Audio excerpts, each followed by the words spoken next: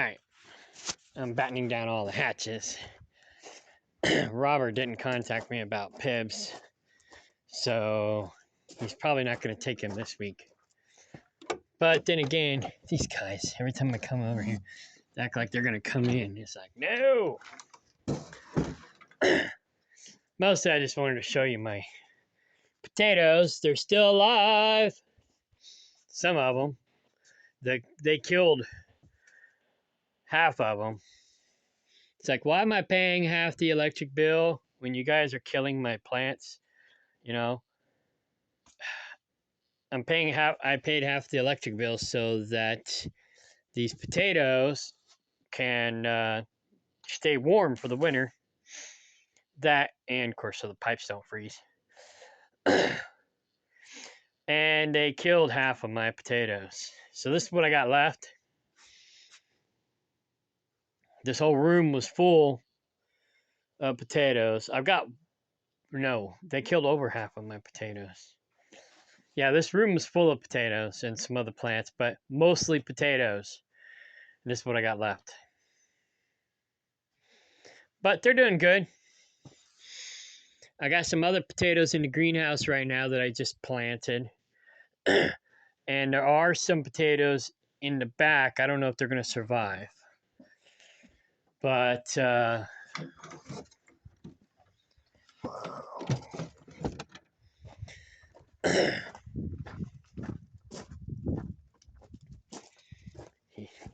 cat. He looks a mess right now because he's been pulling out all of his hairballs. So he's kind of balding. He looks like he's got alopecia. But anyways, there are some potatoes in here as well. I picked some out and replanted them inside. But there are some in here that may have survived. I don't know.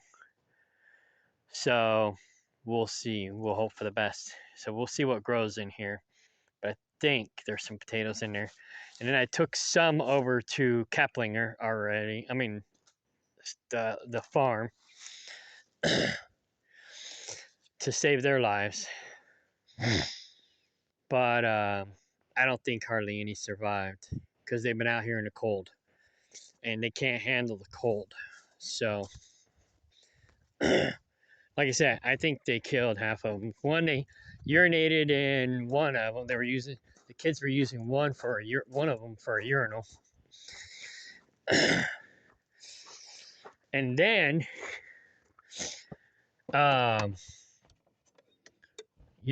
they weren't growing the green part. And so Sophie's like, oh, I think they're dead. And then took them all outside. And now they're pretty much definitely dead. So, I got my video surveillance up there in the tree.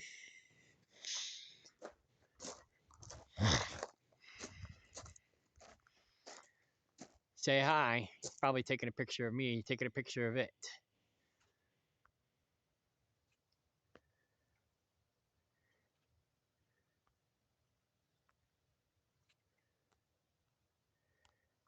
I think that tree's dead. If not, it's dying. It's deadish. But I kind of left these trees so that we'd have some greenage until some other new stuff comes up. The fence line's here, so I'm thinking about growing some evergreens right in here after I get the fence up for privacy and whatnot. Here's some more rabbit poop. But anyways, and then it goes from here over to this corner. I'm gonna have a gate basically here so that I can walk here. So the gate will open out to there. I'm sorry, the camera was pointing over there. So I have a gate mounted here, and it'll fold out that way, and it'll be long enough to where it'll touch that T-post. And then I'll have another gate. I'm not sure. I have to figure it out. But anyways, I'll probably have like a little corridor right in here so that, like, say if I have any farm animals in the backyard, like if I bring the goats over here to clean up the yard or something, who knows, whatever. I'll probably have another gate right here somewhere, like have a box and have another gate here, so the animals will be out there. And in that way, if I leave this gate open, the animals can't get out. So, but yeah, basically I'll have a gate here, and then it'll swing open to there, and then I can walk to my backyard. I don't think whoever owns this property will care about this little corner so much, but yeah, and that's why I'm making it a gate. I'm not making it I'm not putting the fence there. I'm putting a gate there, and in that way, um, when I open the gate, I can still go in my backyard.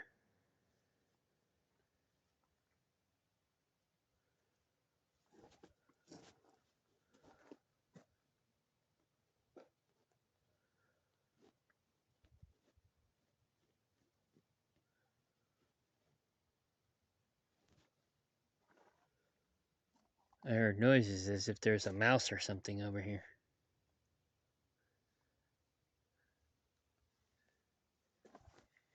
But anyways, so yeah, it'll be a gate so that I can open the gate and go into my yard this way. But I won't be, you know, taking up their yard with my fencing. You know, they'll still have their yard. I'll just be like, I got a gate to go to my yard. But I'm gonna try to get this property too. Probably won't, but I'm gonna try. And like I said, I doubt they'll care about this little corner. Unless they're douchebags, then they might. But nonetheless, like the guy behind me, he keeps talking about wanting to bulldoze my building. It's like, no, keep talking like that. I won't sell it to you, even if I do sell it. You know, I'll sell it to somebody else. He's like, let me know when you want to sell it. I'll bulldoze the whole thing. Right. Are you going to try to burn me out too, like the last campground owner did? You know?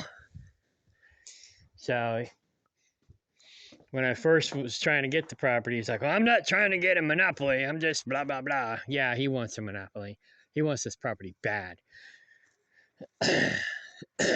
But I ain't selling it to him. And if I do, I'm gonna want double just because he's a douchebag.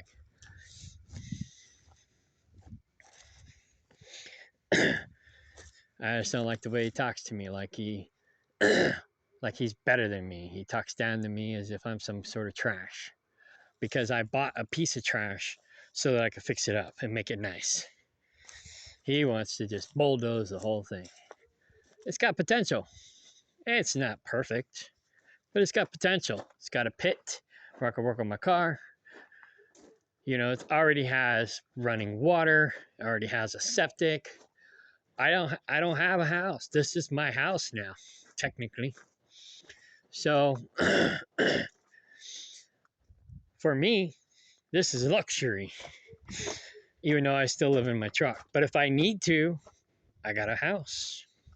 But I'm going to turn this into my laboratory for my aromatherapy, and my garage so I can work on my cars and whatnot. So, but mostly, yeah, the building's going to be an office and my aromatherapy lab, whatever, my aromatherapy shop. Because I've been needing a place to do my aromatherapy for 10 years. Well, now I finally got one. So I can keep living in my truck. And if I need to, I'll put a bed in there. No big deal. Or I'll live in my camper, which I've done that too. So, all right, we're out of here.